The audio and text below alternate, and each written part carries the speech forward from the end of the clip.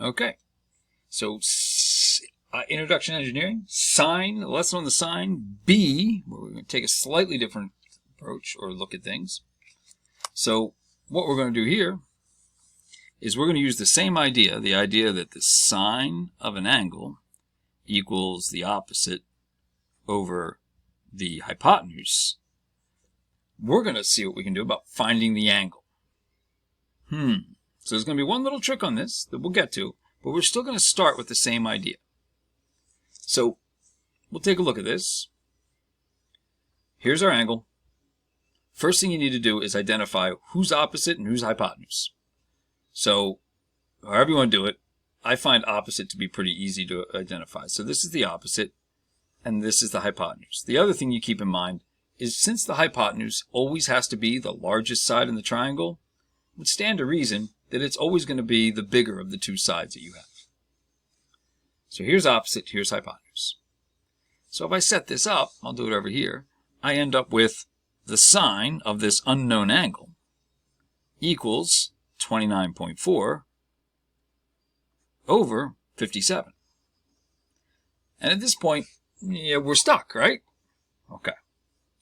And you are, because I haven't shown you this yet.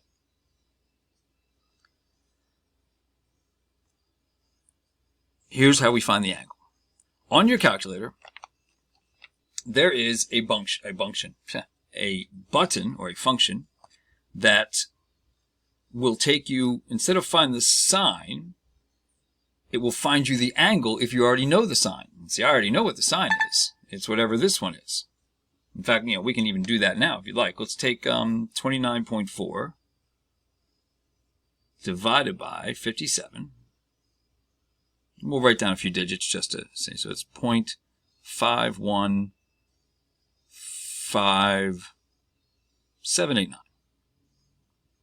I would just keep all the digits here, but just leave them there. Now, that's equal to the sine of the angle. We want the angle. So there is this thing called the inverse sine, or the second function sine. So you see up here it says second. I don't know why this isn't necessarily focusing. My family's texting me all over the place. It's not too bad. But it says second right here. So if we hit that, looking at sine right now, watch what happens. You hit second, it becomes sine with a little -1 up there. So this is the inverse sine. What we're actually doing is the angle is going to be the inverse sine of 0.515,789, or this number. So really all I have to do on my calculator is hit second and now hit sine. Well, sine to the -1. Boom. The angle is 31.1 degrees.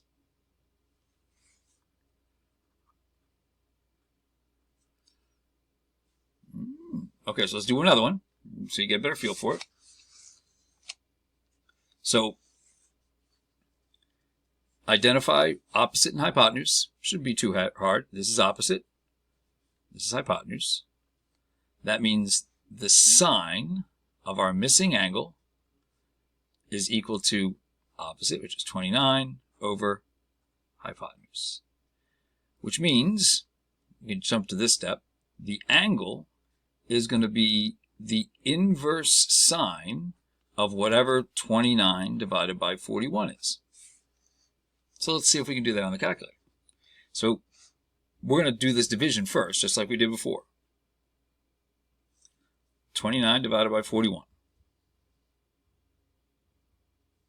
Get a number. There's that number.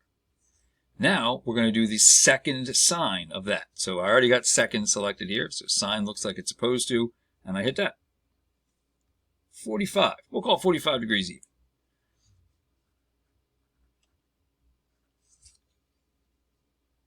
So you take the numbers, get and divide them, and then do the second sine on it, the inverse sine on it.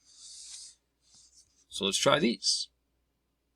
I would pause the video and see if you can do it, and then come start the video and see if you got it right. My suggestion. So for this angle, opposite's 19, so the sine of the angle is 19 over 20.5, which means the angle is going to be the inverse sine of whatever I get when I do 19 divided by 20.5. And so I go to my calculator, and I do just that. I do, let's see, clear? So I do 19 divided by 20.5. And then I do second, that's already been selected, sine. And I get 67.9 degrees.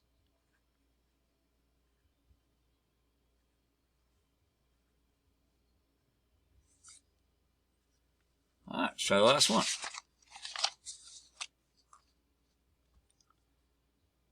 So here, this is my opposite. This is my hypotenuse.